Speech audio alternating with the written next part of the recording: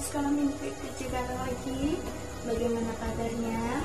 Semoga adik-adik di rumah selalu dalam keadaan sehat, ya, tetap semangat. Sebelum kita belajar bersama, kita mau berdoa terlebih dahulu. Mari kita berdoa. Terima kasih Tuhan untuk berkat dan penyertaan-Mu sepanjang hari ini kepada kami anak-anak-Mu. Tuhan, sebentar kami mau mendengarkan renungan-Mu, kami mau belajar bersama-sama, kiranya Tuhan memberkati sehingga kami dapat memahami apa yang akan kami pelajari hari ini. Tuhan, bukakan hati dan pikiran kami supaya kami dapat menerima renungan ini dengan baik. Terima kasih Tuhan, untuk dari awal, pertengahan hingga akhirnya. Haleluya, amin. Adik-adik, hari ini Mbak Ferry mau mengajak adik-adik di rumah untuk belajar bersama-sama tentang tetap di dalam Yesus. Kita mau membuka Alkitab kita di Kolose 2 ayat yang ke-6. Kita buka di Kolose 2 ayat yang ke-6. Kita baca sama-sama ya. 1, 2, titik. Kamu telah menerima Kristus Yesus, Tuhan kita. Karena itu, hendaklah hidupmu tetap di dalam Dia. Kita ulangi sekali lagi ya. Kamu telah menerima Kristus Yesus, Tuhan kita. Karena itu, hendaklah hidupmu tetap di dalam Dia. Adik-adik, ayat ini mengingatkan kita untuk tetap hidup di dalam Yesus. Sekarang, tugas kita adalah belajar ya. Bagaimana sih supaya hidup kita ini tetap di dalam Yesus? Nah, yang pertama, adik-adik harus membaca Alkitab setiap hari.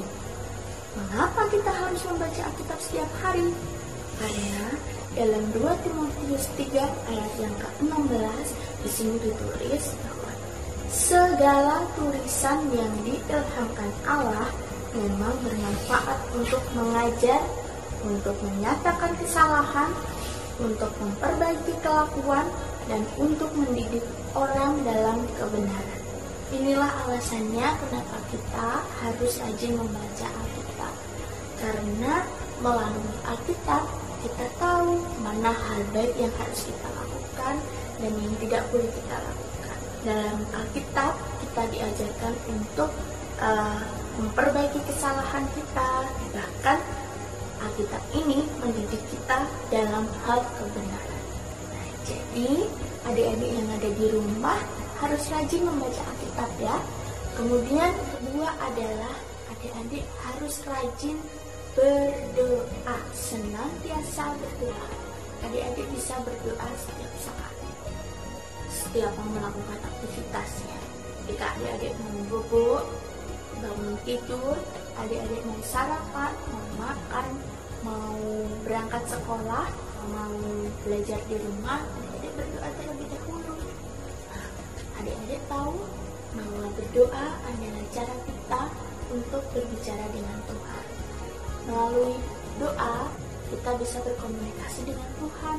Nah, lewat doa juga kita bisa mengucapkan syukur, kita bisa menyembah Tuhan. Doa itu adalah nafas orang percaya. Yang ketiga, adik-adik harus setia beribadah.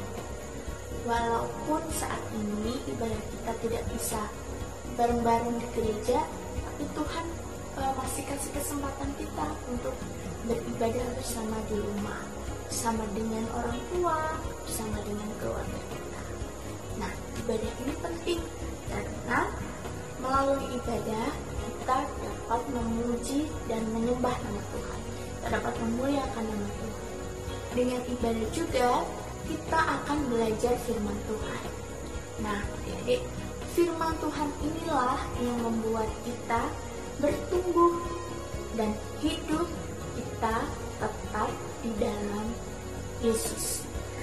Jadi adik-adik nggak boleh ya malas-malasan untuk beribadah kalau adik-adik mau tetap di dalam Yesus. Lalu selanjutnya kita harus bersaksi. Nah, adik-adik bisa bersaksi mulai dari sekarang, mulai dari usia kecil. Adik-adik sudah bisa bersaksi loh, melalui hal-hal yang sederhana. Misalnya, yang dulunya malas, sekarang adik-adik menjadi rajin. Karena apa? Adik-adik sudah mau berubah. Nah, atau yang dulunya berbohong, suka berbohong, sekarang adik-adik sudah mulai jujur. Nah, melalui cerita sederhana ini, adik-adik sudah bisa bersaksi kepada teman-teman.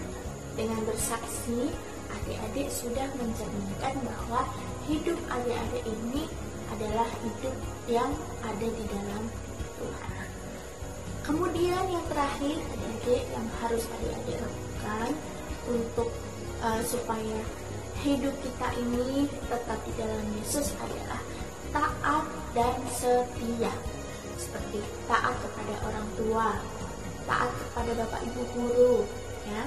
Ketika orang tua minta tolong nih sama adik-adik, atau misalkan disuruh mandi, ayo mandi, adik-adik harus taat, adik-adik harus mandi. Waktunya makan, sarapan, adik-adik juga harus taat, waktunya makan ya, adik-adik harus makan. Taat kepada ibu bapak guru. Nah, walaupun kita saat ini tidak bisa bertemu bapak ibu guru di sekolahan, tapi bapak ibu guru ini tetap mengajarkan lewat online ya biasanya. Kalau ada PR ya dikerjakan ya. Nah, kemudian yang paling penting adalah adik-adik harus taat kepada Tuhan. Nah, taat kepada Tuhan ini bisa adik-adik lakukan dengan cara membaca Alkitab tadi, lalu berdoa dan juga beribadah. Adik-adik juga harus setia kepada Tuhan. Adik-adik tidak boleh meninggalkan Tuhan, harus tetap setia mengandalkan Tuhan. Adik-adik, itulah 5 hal yang harus kita lakukan supaya hidup kita ini tetap di dalam Yesus. Kita ulangi sekali lagi ya. Yang pertama tadi apa? Kita harus rajin membaca Alkitab. Yang kedua, kita harus senantiasa berdoa.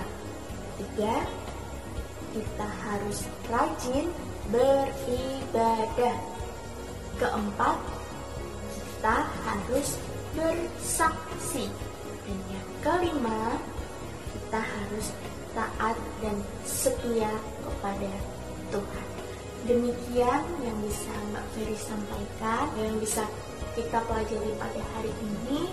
Semoga adik-adik di rumah bisa melakukan kelima hal ini ya, supaya adik-adik tetap di dalam Yesus. Amin. Tuhan Yesus memberkati.